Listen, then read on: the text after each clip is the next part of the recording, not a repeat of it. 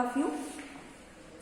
आज हम चैप्टर 3 के अंतर्गत सोचो और बताओ, है ना, ये आपको समझा देते हैं। देखिए, सामान्यतः हम सभी को खाने की अलग अलग चीजें बहुत पसंद होती है, पर क्या आप जानते हैं कि अलग अलग राज्यों व देशों में अलग अलग तरह के भोजन या पकवान पकाए जाते हैं, जैसे डोसा, इडली, सांभर आदि दक्षिण भारतीय व्यंजन है।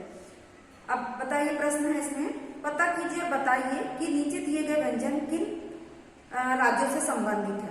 सबसे पहले है सरसों का साग और मक्के की रोटी, है ना, ये पंजाब से। रसम और भात दक्षिण भारत से, है ना। लिट्टी चोखा सिंगरौली से, है ना, ये बिहार का है जिला, है ना। उसके बाद ढोकला गुजरात से। बाजरा और खिचड़ी राजस्थान गुजरात से। बाल मिठाई उत्तराखंड से, है ना। सेकंड क्वेश्चन है, क्या आप जानते हैं कि पश्चिम और दक्षिण भारतीय व्यंजनों में नारियल का प्रयोग किया जाता है? क्या आप इसका कारण बता सकते हैं, है ना। शायद इसका कारण है कि नारियल के पेड़ अधिक होने के कारण वहां पर नारियल के व्यंजनों का अधिक प्रयोग किया जाता है। अब आपको बताना है, हमें ख्याल है ना। अधजल की गलत जिद से बचने के लिए चिकित्सक ने, यानी कि डॉक्टर ने अधजल के माता पिता की मदद की। चिकित्सक की मदद से अधजल का इलाज संभव हो पाया। क्या आप जानते हैं ऐसे भी बहुत से स्थान होते हैं जहां चिकित्सा व चिकित्सक की सुविधा उपलब्ध नहीं होती, यानी डॉक्टरों की सुविधा उपलब्ध नहीं होती। ऐसे स्थानों पर लोगों का इलाज मुश्किल हो जाता है ना, जिसके कारण बहुत से लोगों की मृत्यु हो जाती है। इस समस्या से बचने के लिए बहुत सी संस्थाओं से चलित चिकित्सालयों, यानी कि चलते फिरते जो हॉस्पिटल है, उसकी व्यवस्था की गई है। इस चलित चिकित्सालय का उद्देश्य गांव या पिछड़े स्थानों पर चिकित्सा की व्यवस्था उपलब्ध करवाना है ना। जैसे हमारे यहाँ डॉक्टर उपस्थित होते हैं तो हम उनसे इलाज करा लेते हैं, परंतु गांव में डॉक्टरों की व्यवस्था नहीं होती, तो इसलिए हम क्या करते हैं कि वहां पर कई जगह पर चलित, यानी कि कोई भी जो मतलब बस वगैरह है या ऑटो रिक्शा है, उसमें डॉक्टर की सुविधा होती है। तो गांव या पिछड़े स्थानों पर चिकित्सा की व्यवस्था उपलब्ध करवाना है।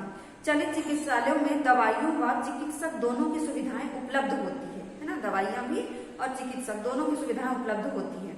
आवश्यकता अनुसार वे उन सभी स्थानों पर जाते हैं जहां उनकी जरूरत है और वे लोगों का इलाज भी करते हैं, यानी जिसकी जरूरत, जिसको जरूरत होती है तो वो वहां पर जाते हैं और उनका इलाज भी करते हैं, है ना। तो अब ये हो गया आपका।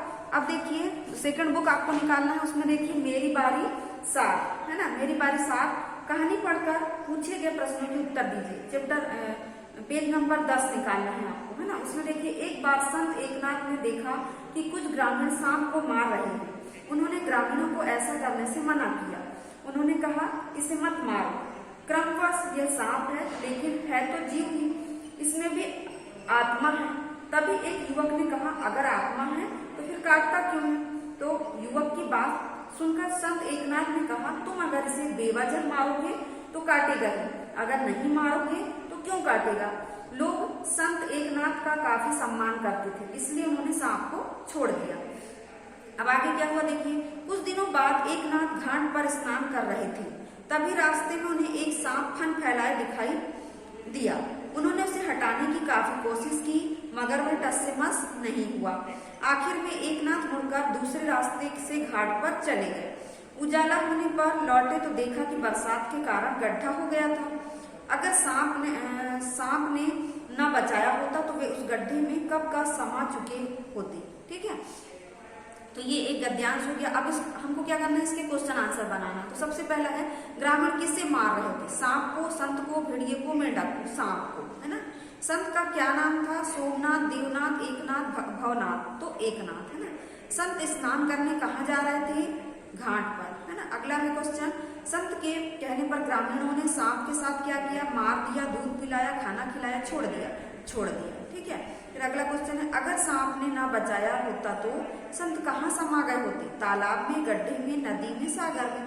कहाँ पर? गड्ढे में। ठीक है, तो आज ये 3rd चैप्टर आपका पूरा कंप्लीट हो गया। तीनों चैप्टर आपको यूनिट टेस्ट में आएंगे, तो तीनों की तैयारी आपको अच्छे से करना है।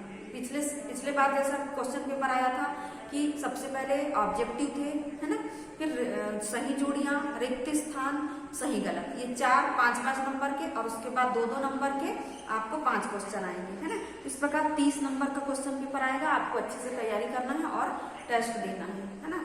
और अब हम कल जो है या तो रिवीजन करा देंगे या तो फिर हम क्या करेंगे, नेक्स्ट चैप्टर आपका चालू करेंगे। तो आज की कक्षा हम यही समाप्त करें। धन्यवाद बच्चों।